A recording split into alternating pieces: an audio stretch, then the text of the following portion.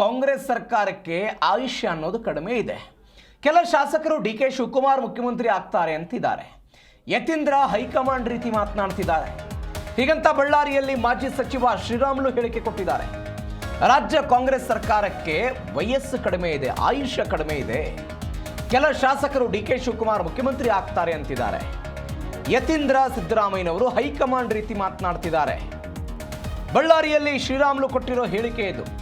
ಮುಂದೆ ರಾಜ್ಯ ರಾಜಕಾರಣದಲ್ಲಿ ಏನಾದರೂ ಆಗಬಹುದು. ಎಲ್ಲರೂ ಕೂಡ ಸಂದರ್ಭಕ್ಕಾಗಿ ಕಾಯ್ತಿದ್ದಾರೆ.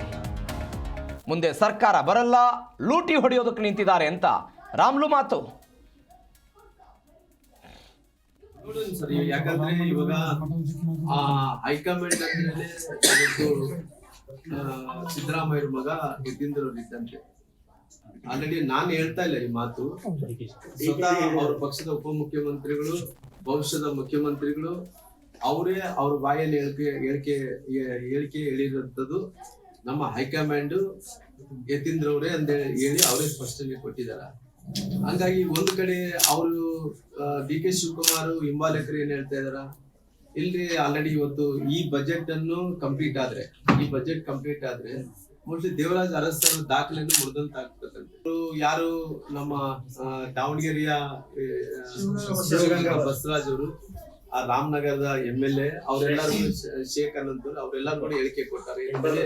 ಆಲ್ರೆಡಿ ಇಕ್ಬಾಲ್ ಹುಸೇನ್ ಅವರೆಲ್ಲ ಕೂಡ ಆಲ್ರೆಡಿ ಒಂದು ಡೇಟ್ ಕೊಟ್ಟಿದ್ವಿ, ಈ ಡೇಟ್ ಕೊಟ್ಟಿದ್ವಿ, ಇನ್ನು ಈ ಡೇಟ್ ಅಂತೂ 100% ತಪ್ಪಲ್ಲ ಅನ್ನೋಂತ. ಹಂಗಾಗಿ ಏನ್ ಬೇಕಾದ್ರೆ ಮಾಡ್ತೀವಿ. ಒಟ್ಟು ನಾವಂತೂ ನಮ್ಮ ಡಿ.ಕೆ. ಶಿವಕುಮಾರ್ ಮುಖ್ಯಮಂತ್ರಿ. ನಾನೇನ್ ಹೇಳ್ತಾ ಇದ್ದೀನಿ, ಇವತ್ತು ಅವರು ಹೈಕಮಾಂಡ್ ಅವರೇ ಯತೀಂದ್ರರಾಗಿರೋ ಕಾರಣ, ಇವತ್ತು ಅವರೇ ಉಪಮುಖ್ಯಮಂತ್ರಿಗಳು ಒಪ್ಕೊಂಡಿರೋ ಕಾರಣ, ಅವರು ಭವಿಷ್ಯದಲ್ಲಿ ಮುಖ್ಯಮಂತ್ರಿ ಆಗುವಂತಾರೆ. ಡಿ.ಕೆ. ಶಿವಕುಮಾರ್ ಅವರೇ ಅವರು ಕೂಡ ಒಪ್ಪಿರೋ ಕಾರಣ ಮುಂದಿನ ದಿನಗಳಲ್ಲಿ ನನಗೆ ಭವಿಷ್ಯ ಗೊತ್ತಿರೋದ್ರ ಪ್ರಕಾರ ಏನ್ ಬೇಕಾದ್ರೆ ನೋಡೋಣ ಸರ್. ಯಾಕಂದ್ರೆ ಇವಾಗ ಹೈಕಮಾಂಡ್ ಅಂದ್ರೆ ಸಿದ್ದರಾಮಯ್ಯ ಮಗ ಯತೀಂದ್ರ ಇದ್ದಂತೆ. ಆಲ್ರೆಡಿ ನಾನು ಹೇಳ್ತಾ ಇಲ್ಲ ಈ ಮಾತು, ಸ್ವತಃ ಅವ್ರ ಪಕ್ಷದ ಉಪಮುಖ್ಯಮಂತ್ರಿ